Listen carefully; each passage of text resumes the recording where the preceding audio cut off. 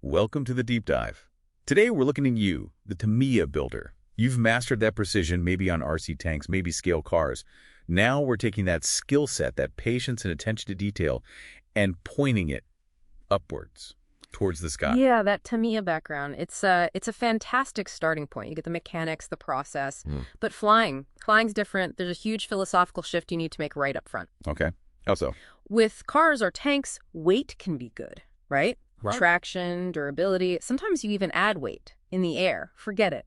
Weight is the eternal enemy. Always. Your goal changes completely. From making something solid to what? And making something just strong enough. Strong enough to fly, but crucially, as absolutely light as you can possibly make it. Right. That means new materials, I guess, not just plastic. Exactly. We're talking balsa wood primarily. Mm. Learning to work with grain, sanding, shaping. It's organic. And new glues, too. Oh, yeah. You'll be using CA glue cyanoacrylate in different thicknesses. Thin, medium, thick, maybe some epoxy for, like, structural joints. Very different from Tamiya cement. Okay, so if you want that build satisfaction, that Tamiya-like assembly process, Right. what kind of model are we looking for? You definitely need to avoid the shortcuts. So no ARFs, almost ready to fly. No PNP plug and play. Nope. And no RTF ready to fly either. Those are great, but not for the builder experience you're craving. So what's left? A traditional kit. You get the plans, sheets of laser-cut balsa, maybe some plywood parts, strip wood, hardware bag. You build it from the ground up. That sounds right. That scratches the builder's itch. Yeah. Now, the plane itself, you build tanks, maybe WWII planes, Yeah. is a scale Spitfire the first step. Ah, the temptation. But no, absolutely not. Those warbirds, they look amazing, but aerodynamically, they're tricky, very demanding for a first flight. Too much performance. Way too much, and they stall aggressively. You need something forgiving, something stable. So how do we get that stability? What makes a good trainer plane? 3 main things. First, look for a high wing design. The wing sits on top of the fuselage. Why high? It puts the bulk of the plane's weight below the wing. Creates a natural pendulum effect. It wants to level itself out. Very stable. Okay, high wing. What else? Second, dihedral. That's the upward angle of the wings from the root to the tip. If the plane rolls, the lower wing gets more lift, pushing it back level, more roll stability. Got it. High wing. Dihedral. Number 3. Gentle stall characteristics. This is huge. Trainer wings are usually large, often rectangular.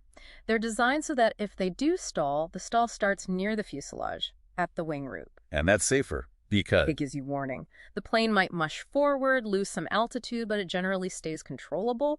High-performance wings, especially tapered or swept ones, can suffer a tip stall. Which sounds bad. It is. One wingtip stalls first, drops violently, and the plane can snap into a spin instantly. Way too fast for a beginner to handle. Okay, so stable wing design.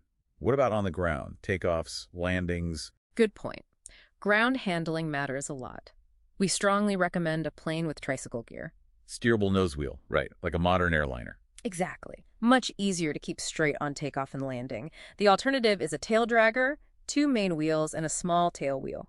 They look classic, but they are way more prone to ground loops. Loops. Yeah, where the plane suddenly pivots, spins around on the ground, can easily damage the wingtips or landing gear. Tricycle gear largely avoids that. So, for someone used to Tamiya's precision engineering, are there balsa kits that offer a similar quality feel, that sort of interlocking perfection?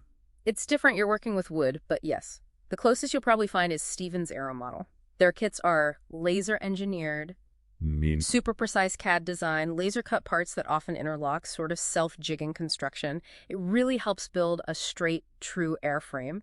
Kits like their Squirt 400 or 4 Charlie are excellent starting points. And these kits, they don't include the motor and stuff, right? Correct. You buy the power system separately. And here, we really recommend going with a modern, brushless electric setup. Motor, ESC, LiPo battery. Yep. Forget the old glow engines for now. Electric is cleaner, quieter, much more reliable, and honestly easier to manage day to day. Makes sense. Yeah. Now, let's say you master this trainer. What if your ultimate goal is that P-51, or maybe even an EDF jet? What's the path? Ah, the progression. It's crucial. You must follow a syllabus, essentially. Don't rush it. So step 1. Master that high-wing trainer. Really learn orientation, basic maneuvers, smooth landings. Get comfortable. Yeah. Step 2. Transition to a low-wing sport plane. Still stable, but more aerobatic, faster, requires more active piloting. After the sport plane. Step 3. Now you can maybe tackle warbird. Higher wing loading means faster speeds, less forgiving stalls. You learn energy management. And finally, the jet. Finally, step 4. An EDF jet trainer. They handle differently again, very high wing loading, need speed management. Only then are you ready for more advanced jets. You absolutely have to walk before you run or fly fast. That's a clear pathway. And I suppose way down the line, for the ultimate building challenge, maybe converting one of those complex gasostatic kits to RC. Yeah, that's like the PhD level of building. Incredible challenge, but definitely not something to tackle until you're a very confident builder and pilot. Master flight first. Okay, so you've got the skills from Tamiya. You choose the right kit, like a Stevens Aero model trainer. You've got the electric power system sorted. What's the final piece? The most critical, non-material thing for success? Mentorship. Without a doubt, you absolutely need to find a local RC flying club. Look for one affiliated with the AMA, the Academy of Model Aeronautics. Why club? Experienced instructors, safety, and crucially, the buddy box system. Explain that. It's 2 transmitters linked together. You hold one, the instructor holds the other. You fly, but if you get into trouble, lose orientation, panic, they flip a switch and instantly have full control. They save the plane? Like driver's ed for flying.